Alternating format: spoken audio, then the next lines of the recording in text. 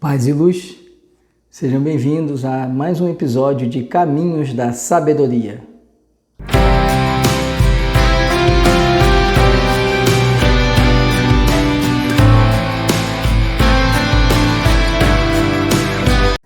E neste vídeo vamos prosseguir na análise do livro Vivendo, Amando e Aprendendo, de Léo Buscaglia. Estaremos hoje fazendo a análise do último capítulo desse livro. A parafernália do antiego, provocar o seu próprio fracasso. Léo Buscaglia abre este capítulo nos chamando a atenção para o que muito daquilo que nós vivemos e somos está relacionado àquilo que nós não nos permitimos ser. Ele nos apresenta a reflexão de que nós somos os maiores bloqueadores, somos as pessoas que causam a nossa própria limitação. E durante o capítulo ele fala sobre a necessidade de correr riscos, a necessidade de nós aceitarmos a possibilidade de sermos mais do que somos e não nos bloquearmos e não estagnarmos com visões limitadas que vão sendo incutidas em nós e nós passamos a abraçar essas crenças limitantes e com isso deixamos de experienciar e de vivenciar o melhor que podemos ser. A minha vida parece uma comprida pista de obstáculos, sendo eu o principal deles. Todos nós atravessamos na vida situações difíceis. Essas situações, elas são oportunidades para nós progredirmos. Se nós formos ver bem, quando nós analisamos nossa vida, os momentos em que nós sentimos ali uma vitória, sentimos uma alegria, são exatamente aqueles que são posteriores a grandes desafios. Os desafios, então, eles fazem parte da vida. Os obstáculos fazem parte da vida. O que Léo Buscaglia chama a nossa atenção é que os desafios existem, nós enfrentamos eles, só que o grande problema é quando nós somos o principal obstáculo da nossa vida, quando nós nos limitamos. E quando eu faço isso, eu passo a criar dificuldades para mim. Criar obstáculos para si mesmo é ter visões limitantes, é ter crenças limitantes. Quando eu passo a me limitar, eu tenho uma vida que se torna mais difícil, mais dificultosa. Eu deixo de experienciar o que há de belo na vida, porque sempre eu estou colocando alguma limitação na minha jornada. E essa limitação me desvia do caminho que eu posso trilhar, porque é como se fosse uma parede e eu tenho que desviar dessa parede. Só que quem ergue essa parede somos nós mesmos. Você é uma dádiva incrível e você é de você. Precisamos entender que todos nós somos filhos amados de Deus. Todos nós recebemos de Deus a dádiva da vida. E Deus, quando nos dá a dádiva da vida, Ele já nos concede os instrumentos que nós precisamos para trilhar essa vida. O grande problema é quando nós, mesmo dispondo desses instrumentos, nós deixamos de usá-los. Nós acreditamos que não temos a capacidade de usá-los. Quando fazemos isso, temos uma experiência de vida menor do que a que Deus nos oportuniza, do que a que Deus deseja para nós. E por isso, Buscaglia nos convida a nos olharmos como dádivas e dentro desse olhar enxergar que nós podemos vivenciar, podemos experienciar tudo aquilo que temos capacidade para fazê-lo. E não olhar para a vida e enxergar nossas limitações, porque muitas dessas limitações foram incutidas em nossa cabeça, seja pela família, seja pela escola, que é a grande construtora de limitações, de crenças limitantes. Então precisamos ter esse cuidado de olhar com serenidade para verificar o que são limitações próprias, nossas, que todos nós temos, e o que são limitações que foram incutidas em nossa consciência. Isso é muito importante, porque aquilo que nós criamos de limitação para nós, elas vão se traduzir. Aquilo que nós pensarmos vai se realizar. Então, se nós pensamos uma série de limitações, nossa vida vai ser uma experiência permeada de limitações. Por outro lado, se nós conseguimos enxergar nossas potencialidades e deixamos que a vida nos permita usar essas potencialidades, então nós teremos uma vida mais plena. Precisamos ter, portanto, uma serenidade e uma sabedoria para olhar as limitações que realmente fazem parte de nós, da nossa existência, e para entender outras visões equivocadas que temos e que nos limitam. Saber fazer essa diferença e ter a coragem de retirar essas visões limitantes é o grande marco, o grande instrumento para que a gente tenha uma vida mais repleta de realizações e mais plena de nossas potencialidades, para que nós possamos ter uma vida como Deus nos deseja, uma vida plena. Quando você se ouve dizer "sou muito velho para isso", também está fechando portas. Esse é um exemplo que Léo Buscaglia traz de limitações que nós mesmos construímos. Quantas pessoas nós conhecemos que se colocam essa limitação dizendo que já são velhos para determinada coisa? E aqui eu não estou dizendo para a pessoa, por exemplo, participar de uma Olimpíada, porque realmente existe aí uma questão etária a depender do esporte. Se for um esporte, por exemplo, como arco e flecha, tiro ao alvo, esses esportes são esportes que permitem um atleta de uma idade mais avançada. Agora, se for um esporte, por exemplo, de força, de velocidade, um atletismo, é necessário, a depender da prova do atletismo, que o atleta seja mais jovial. Isso não quer dizer que a pessoa possa se limitar. Como eu disse, na própria Olimpíada existem esportes que não dependem tanto dessa questão etária. E esse é um exemplo que Buscaglia traz de limitação que nós nos impomos. E como esse, podemos ver vários outros. A partir do momento que nós dizemos eu não tenho idade para isso, eu não tenho capacidade para aquilo, eu não tenho recurso financeiro para determinada coisa, eu não tenho habilidade para determinada coisa, eu estou criando limitações. E quem cria essas limitações sou eu mesmo. Por quê? Porque para cada uma dessas limitações existem alternativas, existem soluções. É preciso que a pessoa busque essas soluções para essas limitações. O que não pode, o que não é possível, é nós aceitarmos esse bloqueio de possibilidade na vida. Quando colocamos esse bloqueio, e aí eu deixo claro que o bloqueio é criado por nós mesmos.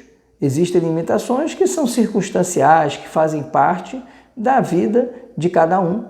Mas o que não é possível é eu olhar essa limitação e entender que essa limitação é intransponível. E da mesma forma, no exemplo que Buscaglia traz de limitação, essa questão da idade, quando nós vemos no âmago, é uma limitação porque muitas das coisas que a pessoa pode fazer, ela independe de idade. Então, a pessoa ela tem que olhar para a vida e enxergar as possibilidades e não as impossibilidades. É isso que Buscaglia nos convida, ter esse olhar de enxergar aquilo que podemos fazer e não aquilo que não podemos fazer.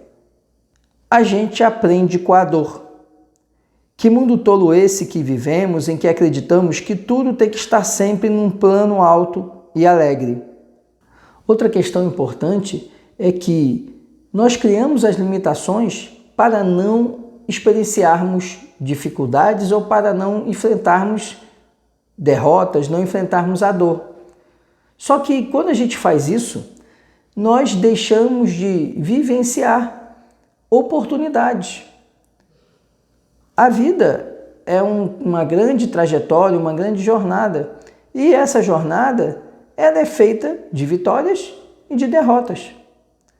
O problema é que nós vamos sofrendo com as derrotas, nós não temos a sabedoria de tirar aprendizados das derrotas e com isso nós passamos a entender que precisamos evitar a dificuldade, que precisamos evitar a dor. Só que a dor é um grande mestre. Quando atravessamos situações difíceis, nós vamos amadurecendo, nós vamos crescendo, vamos aprendendo. E se nessa situação difícil surgir um momento de dor, é preciso entender que você está efetivamente aprendendo. É lógico que a gente não vai ser masoquista e buscar sofrer. Não se trata disso. A questão é, eu não posso deixar de ter vivências, de ter experiências com medo da dor. Porque quando eu faço isso, eu estou limitando a minha existência. Eu estou tornando a minha vida pequena. Eu estou me colocando dentro de uma caixa, porque dentro dessa caixa eu estou protegido. Só que eu não estou vendo o que está acontecendo fora dessa caixa. Eu não estou vivenciando o que está fora dessa caixa. Por isso que ele coloca que essa nossa necessidade de ter uma vida alegre, ela faz com que a gente não viva experiências. Porque nós imaginamos que a alegria está em não sentir dor. E não é isso. A alegria muitas vezes está em vencer num momento difícil. E ele coloca então que é preciso nós entendermos que a dor faz parte do processo de crescimento. E não evitar as situações.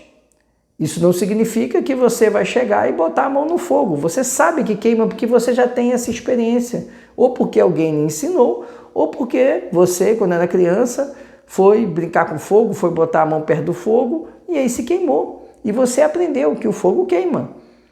Então você já tem um aprendizado. Você não precisa passar de novo por aquilo porque você já aprendeu.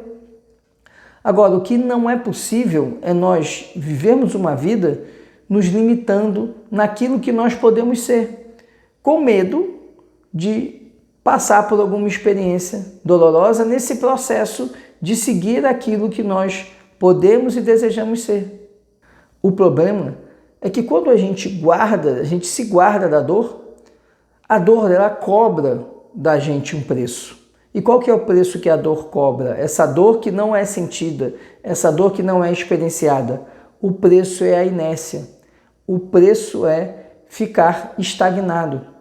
Porque para crescer, o processo de crescimento exige o esforço. E esse esforço é que vai fazer com que as possibilidades se ampliem, com que nós consigamos enxergar situações, oportunidades, conhecer pessoas que nós não conheceríamos se não nos lançássemos no desafio. Nunca deixe de passar um dia sem ver uma coisa boa nas pessoas que o cercam. Outro ponto importante também na trajetória da vida são os relacionamentos. E para nós construirmos relacionamentos consistentes, precisamos estabelecer elos de amor nesses relacionamentos. Por isso, precisamos aprender a olhar sempre o que há de melhor no outro. Mas não é isso que acontece na realidade. Nós acabamos, com as pessoas que temos mais intimidade, aprendendo a enxergar aquilo que não gostamos na pessoa. E aí vem o ponto-chave do ego. O ego, ele entra, nosso ego ele se infla, ele se apresenta e começa a projetar no outro as nossas sombras. E por isso que nós percebemos essas questões do outro, porque ficamos lançando no outro as nossas próprias sombras. Nós identificamos no outro aquilo que não gostamos em nós. E a partir daí, passamos a ter um relacionamento com ressalvas, com limitações. E quando a gente faz esse exercício de todo dia olhar algo de bom no outro, olhar algo de bom na pessoa com quem nos relacionamos, nós começamos a abrir o leque para um relacionamento mais consistente. Porque a partir do momento que eu olhar o lado bom da pessoa, enxergar cada dia uma coisa boa no outro com quem eu me relaciono, eu estou conseguindo amar o outro. E esse processo, então, é que vai fortalecer o elo, vai fortalecer a proximidade e vai tornar essa relação mais rica. A questão é que nós geralmente fazemos o contrário. As pessoas mais próximas são aquelas que muitas vezes nós deixamos de valorizar, deixamos de amar com plenitude, porque ficamos projetando nossas sombras no outro, enxergando no outro defeitos que geralmente estão em nós, e nesse processo nós limitamos a relação. Precisamos então mudar o nosso olhar, mudar nossa ótica, nossa lente, olhar para o outro e enxergar todo dia, fazer esse exercício de enxergar uma coisa boa naquela pessoa que está próxima de nós, naquela pessoa de nossas relações, de nossa convivência. Somos feitos principalmente pelas pessoas que nos cercam. Nós fazemos uns aos outros todo dia. Precisamos entender que nós somos o resultado das relações que nós estabelecemos. Nos relacionamentos que temos com as diversas pessoas dentro da nossa família, com pais, irmãos, tios, tias, avós, na nossa vida, por exemplo, nas escolas, com os professores, com os colegas de classe, no trabalho, com os colegas de trabalho, chefes, subordinados, nós estamos sempre tendo oportunidade de aprender. E quando nós estamos nessas relações, nós estamos também sendo transformados por elas. O relacionamento, então, é um momento de intercâmbio. Nós estamos recebendo do outro e estamos dando. A questão é que essas relações muitas vezes são permeadas de visões limitantes. E essas limitações do outro acabam sendo agregadas em nosso modo de ver a vida. E, por outro lado, nossas limitações passam a influir no outro. E no meio de tantas visões limitantes, acabamos, cada um de nós, nos acorrentando num espaço cada vez menor, nos diminuindo para atender ao ego do outro, diminuindo para atender o nosso medo, a nossa frustração com a vida, a nossa dificuldade de lidar com os obstáculos, com o processo de dor. Tudo isso gera para nós uma perda muito grande. Por exemplo, nas escolas muitas vezes nós nos deparamos com visões, com crenças altamente limitantes e as pessoas acabam vivenciando experiências que vão afetar elas no resto da vida. E esse processo gera uma grande perda, que depois, para ser restaurada, vai gerar um grande esforço por parte da pessoa. É preciso, então, nessas relações, nós termos uma visão amorosa e entender que o outro, muitas vezes, está projetando em nós a sombra dele. E, percebendo isso, saber que essa sombra do outro é do outro, não é nossa. A gente não precisa pegar aquela visão limitante para nós. A gente pode se libertar dessa visão limitante e ter uma vida mais plena do que aquela outra pessoa que está projetando em nós essa limitação. É preciso, então, nós aprendermos com o outro, porque aquela experiência limitante do outro causa dor e sofrimento para ele, e não trazer essa experiência limitante para nós. E estamos ficando cada vez mais separados uns dos outros. Está na hora de começar a construir pontezinhas. Essas visões limitantes que nós acabamos de comentar causa essa ruptura, esse distanciamento. E as pessoas cada vez mais vão se distanciando. Hoje, com a tecnologia, embora num primeiro momento ela pareça ter criado a possibilidade de nós estabelecermos redes de conexões, já está claro que essas redes estão criando bolhas na sociedade, porque as pessoas estão cada vez mais se distanciando e se confinando em espaços virtuais limitados.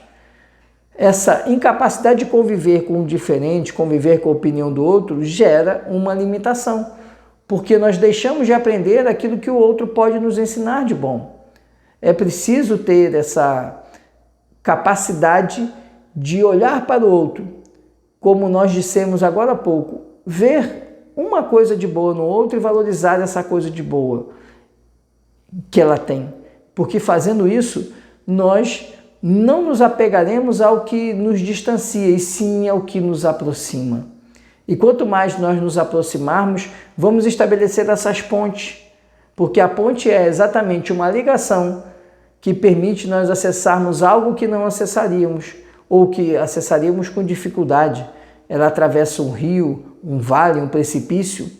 Estabelecer essas pontes é utilizar a capacidade de enxergar algo de bom no outro e utilizar esse elemento de bom como elemento de conexão. Temos que ter cuidado para não carregar conosco os nossos vícios e preconceitos, pois aí só teríamos feiura. Estamos filtrando pela nossa feiura e não estamos vendo o que existe. Estamos vendo o que nós projetamos lá. Isso é muito interessante. Quando nós criamos uma visão negativa da vida, nós passamos a enxergar a vida com essas lentes negativas. E ele usa, o autor, essa ideia de feiura. Quando nosso olhar ele está permeado pelas nossas crenças limitantes, nós passamos a ver a vida com a lente das crenças limitantes. E em razão disso, experienciamos uma vida de dor, uma vida triste. Nós tentamos nos privar da dor e causamos a dor a nós mesmos. E por isso, precisamos entender que nós não temos que projetar nossas limitações, nossos medos. Nós temos que fazer o contrário, tirar essas lentes negativas, porque quando a gente tira essa lente negativa, a gente consegue ter uma vida mais plena, uma vida de possibilidades e não uma vida de limitações. E essa vida de limitações, para nós, ela é construída por nós mesmos. Nossa forma de encarar a vida gera para nós a limitação da nossa própria vida. Por isso, precisamos mudar a nossa ótica, nosso ponto de vista, precisamos ter uma visão aberta para construir essas pontes com os outros e, construindo essas pontes, estabelecer uma gama de possibilidades em nossa existência. Às vezes, nós nos envolvemos tanto com as perguntas que não vivemos as respostas. Outro aspecto é a necessidade de estar sempre questionando. Quando nós passamos a ser os grandes questionadores, isso parece ser muito positivo. Parece que ser questionador na sociedade de hoje é algo muito valoroso. Lógico, nós precisamos questionar para avançar, para progredir. Só que o questionamento ele é usado como um instrumento de separação, de segregação. Então as pessoas questionam não com a vontade de crescer, mas com a vontade de se sobrepor ao outro. E nesse processo, ao invés de estabelecermos pontes, criamos barreiras.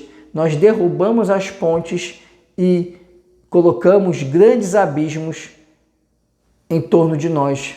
O problema é que quando a gente vai ampliando esse abismo, vai chegar um momento que a gente vai estar sozinho. E a pior coisa que a gente pode ter na vida é o sentimento de solidão. Para isso, nós precisamos aprender a olhar para o outro e, como já foi dito, encontrar algo de bom no outro e utilizar isso como instrumento de ligação, utilizar isso como ponte para nos unir e não estabelecer um grande abismo para nós experimentarmos o vazio e a solidão. Tornem a aprender a escutar as suas próprias vozes e a confiarem em si. É muito importante a gente ter esse sentimento de confiança. Esse sentimento, ele tem a ver com o amor próprio, com o autoconhecimento. É preciso fazer crescer em nós a confiança. Quando nós não temos confiança em nós mesmos, nós passamos a viver dependendo do outro. Passamos a olhar e achar que nós não temos capacidade para desenvolver nada e que precisamos sempre de outra pessoa para nos validar. Isso é um movimento muito perigoso, porque a partir do momento que nós temos uma relação de dependência com o outro, nós passamos a viver o que o outro deseja. Passaremos a ser guiados pela vontade do outro. Nós perdemos nossa identidade a partir do momento que nós não estabelecemos um processo de confiança em nós mesmos. É preciso nós confiarmos em nós, na nossa intuição, nas nossas ideias, na nossa vontade, porque aí nós vamos seguir o caminho que somos movidos a fazer e não estaremos seguindo um caminho que o outro quer. Por isso que nós vemos muitos jovens que ingressam na universidade e no meio do curso desistem. Por que eles desistem? Porque eles foram sendo guiados não pela vontade e pela ideia deles, mas sendo guiados pelas ideias dos outros, da família, de colegas, de amigos, de pessoas que foram influenciando, e como essa pessoa não tem a autoconfiança, ela foi se deixando ser guiada para o outro. Ou melhor, guiada pelo outro. E com isso, a pessoa deixa de viver aquilo que poderia viver. Por isso é importante nós termos o cuidado de mantermos nossa confiança. As relações são importantes, mas nós não podemos ser sufocados pelas relações a ponto de querer agradar o outro e, com isso, viver aquilo que o outro quer que a gente viva. Quando nós temos as possibilidades na vida, nós vamos manter nossas relações e viver essas possibilidades. Por quê? Exatamente porque a nossa confiança ela vai ser a nossa mola impulsora. Se nós não tivermos confiança em nós mesmos, nós acabaremos dependendo dos outros, dependendo no sentido emocional e no sentido de guiar a nossa vida. E quando fazemos isso, pode parecer num processo muito cômodo, porque aí nós não temos a responsabilidade pelas nossas escolhas, mas é um processo que vai causar dor, porque nós vamos nos deparar com decisões, com ações que vão nos causar tristeza e sofrimento, porque elas não vão estar sendo guiadas pela nossa vontade, e sim pela do outro. Aprenda a confiar nas suas próprias vozes.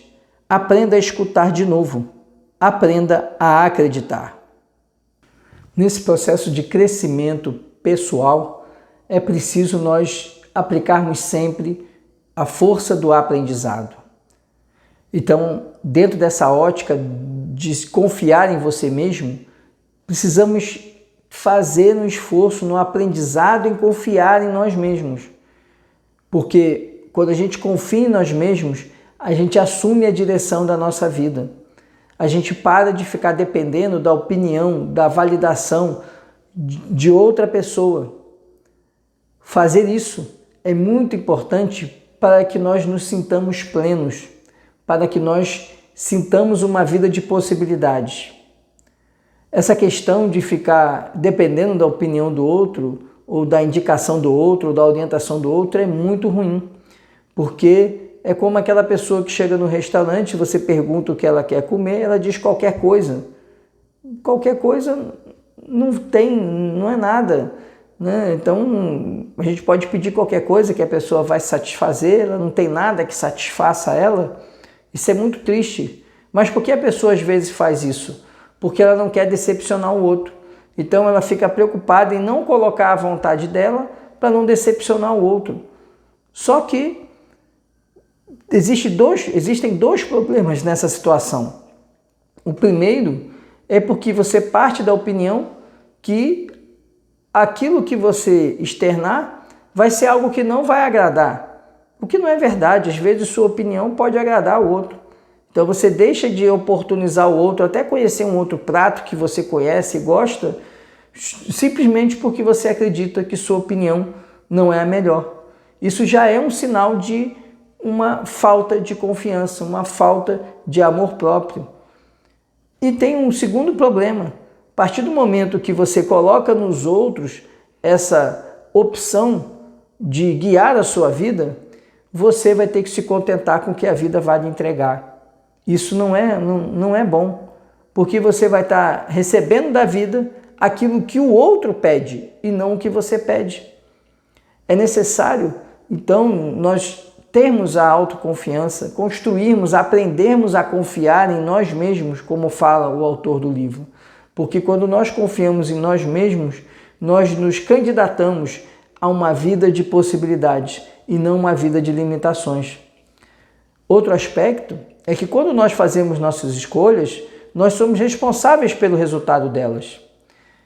E muitas vezes a pessoa foge da responsabilidade e prefere depositar no outro a responsabilidade do seu fracasso, porque o outro é que o guiou por aquele caminho errado. Isso tem até algum sentido, mas existe um problema nessa percepção de vida. O problema é que quando você deixa o outro fazer as escolhas por você e essas escolhas te levam a um caminho ruim, ninguém vai lhe restaurar o tempo que você perdeu nesse caminho. O tempo que você perdeu nessa jornada não tem como voltar. E você estava seguindo um caminho que não era o seu, e sim o que alguém achou que você tinha que seguir. Então eu coloco a responsabilidade no outro, mas eu vivo uma vida muito menor, porque não é a vida que eu desejo ou que eu poderia viver, e sim a vida que o outro me guiou. E no fim das contas, essa possibilidade de responsabilizar o outro não tem valor nenhum, porque a dor pelo caminho errado, pelo resultado não obtido, ela vai ser sua, não vai ser do outro.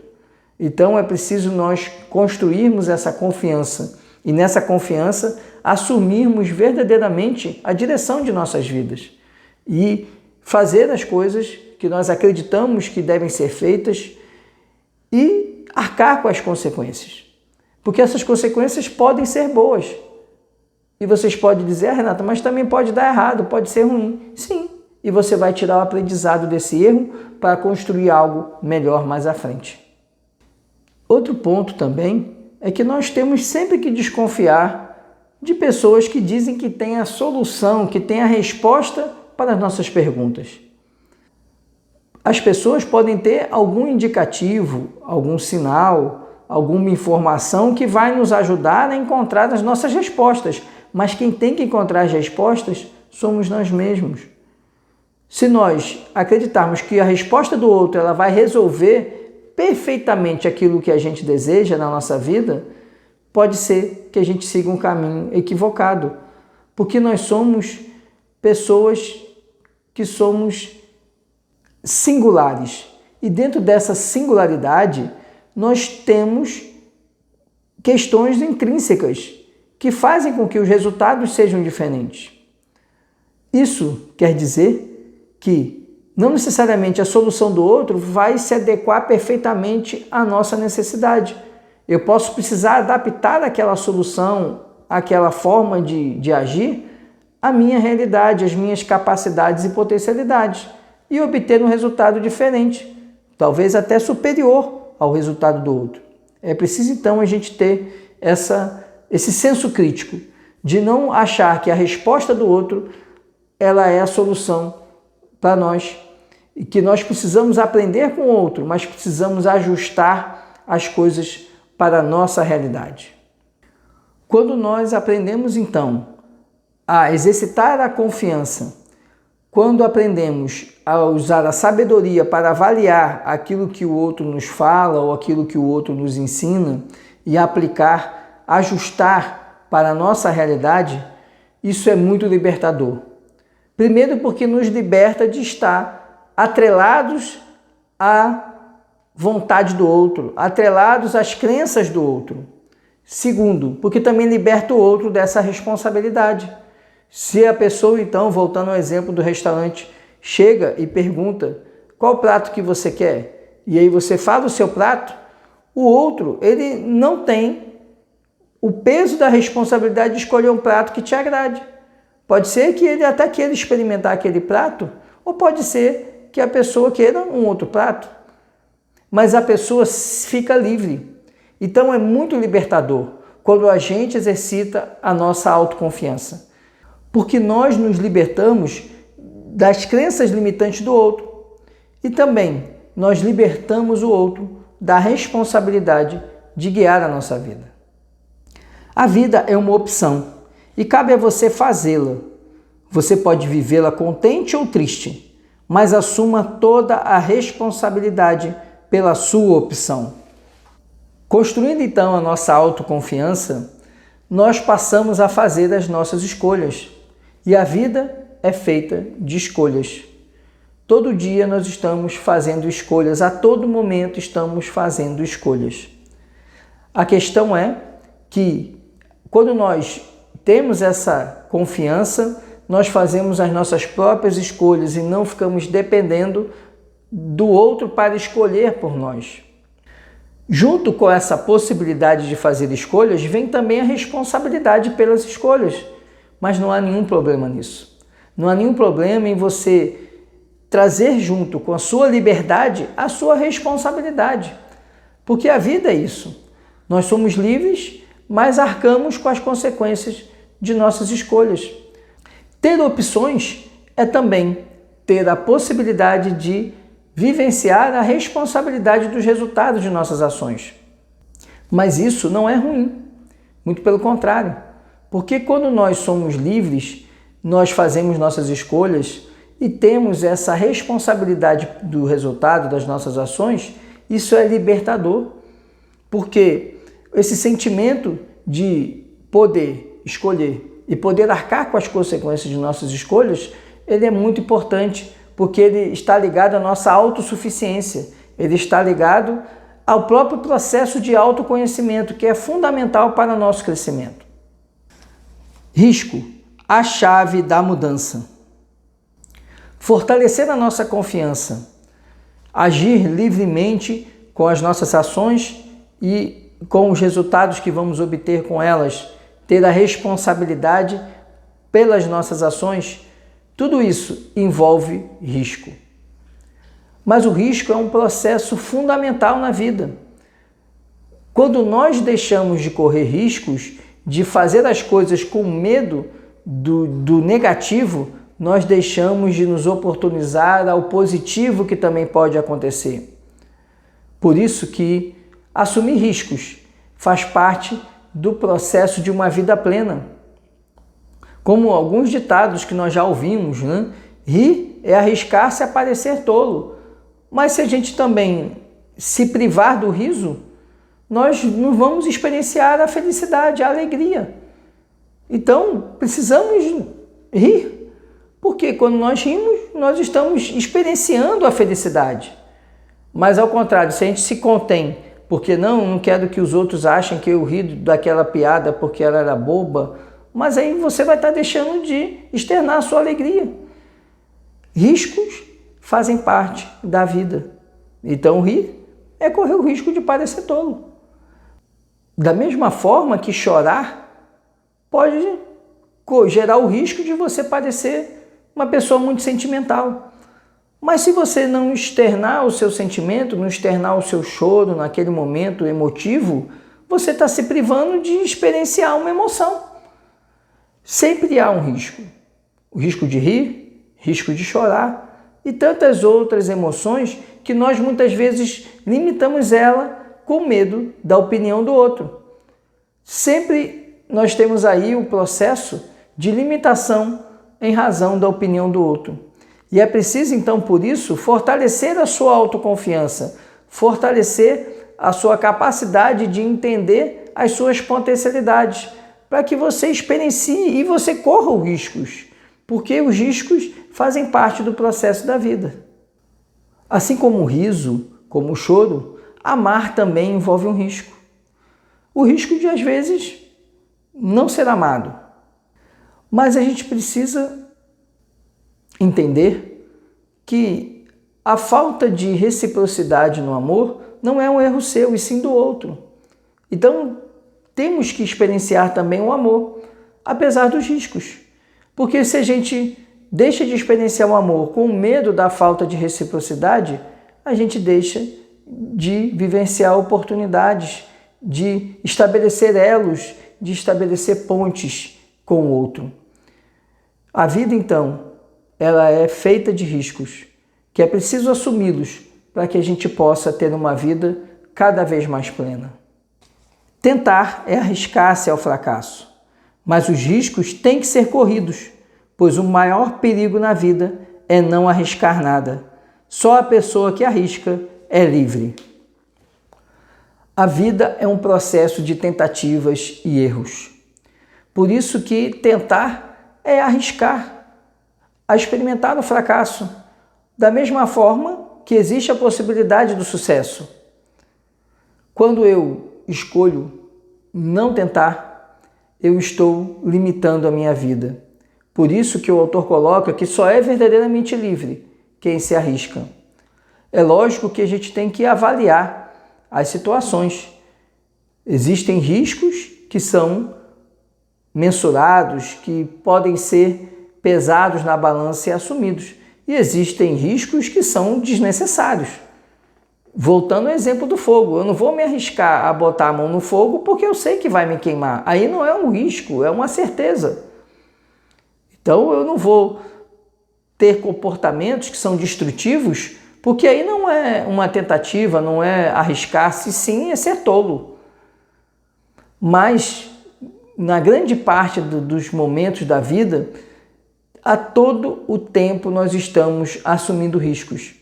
Estamos fazendo tentativas e que podem gerar um resultado que não é o esperado. Mas só é livre quem verdadeiramente exerce esse processo de assumir riscos, de confiar em si, de agir, de se libertar das opiniões do outro. Por isso, para que nós possamos viver, precisamos aprender sempre. Aprender com o outro, aprender conosco, aprender com a vida. E dentro desse processo de aprendizado, o amor é fundamental, porque quando a gente estabelece relações de amor, nós temos uma vida mais serena, porque sabemos que esses laços que vão sendo construídos com parentes, com amigos, são laços que nos ajudam a fortalecer, que nos ajudam a amadurecer, que nos ajudam a aprender. O processo da vida, então, depende do aprendizado e do amor. Por isso, o livro tem esse título, Vivendo, Amando e Aprendendo. Nós concluímos, assim, esse livro e espero que você tenha apreciado. Se perdeu algum capítulo, volte, assista os capítulos anteriores e espero que sirva de alguma forma para que você construa o seu caminho de sabedoria. Vamos agora retomar esse projeto, trazendo na próxima semana um novo livro, O Poder do Agora, que foi um livro que foi sugerido e por isso vamos trazer esse outro aspecto para nós. Vamos agora tratar de um aspecto relacionado à nossa capacidade de percepção da nossa vida. No Vivendo, Amando e Aprendendo, falamos sobre as relações, sobre a importância da construção de relações de aprendizado durante a vida. E agora, no próximo livro, O Poder do Agora, vamos aprender a olhar a vida e perceber o que é importante para a nossa existência. Aprender a ter um pouco mais de foco naquilo que fazemos. Vamos, inclusive, ter alguns exercícios que o autor desse livro, O Poder do Agora, ele oportuniza durante o livro. Então, agradeço a você por nos acompanhar nos caminhos da sabedoria. Se você tiver alguma outra sugestão de livro, deixe nos comentários e peço que compartilhe esse nosso projeto para que mais pessoas possam enriquecer o projeto, trazendo sugestões, opiniões e assim a gente possa verdadeiramente trilhar os caminhos da sabedoria. Muita paz e muita luz.